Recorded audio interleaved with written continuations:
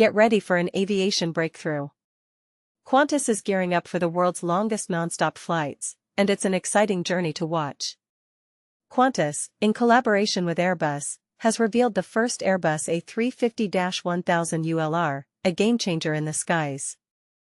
This aircraft, with its unique features, is set to revolutionize long-haul travel. But here's where it gets controversial. While the A350-1000ULR boasts an impressive range, it's not quite enough for the 22-hour flights Qantas has advertised.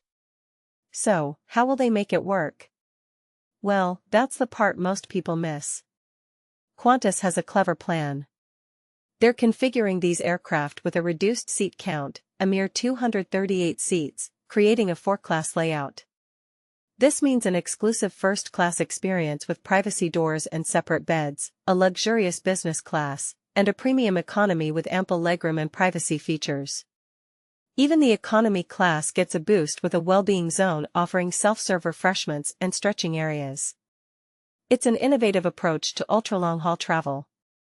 The Project Sunrise routes will connect Australia's east coast to London and New York, beating Singapore Airlines' current record for the world's longest non-stop flight.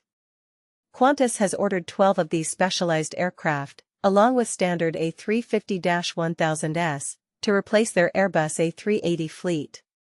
The A350-1000ULR is expected to enter service in early 2027, initially flying shorter routes for crew training before tackling the ultra-long-haul missions. And this is where the controversy lies. With such a limited number of seats, these flights may not be as accessible to the average traveler. Will Qantas's premium strategy pay off? Only time will tell. What do you think? Share your thoughts in the comments and let's discuss the future of ultra-long-haul travel.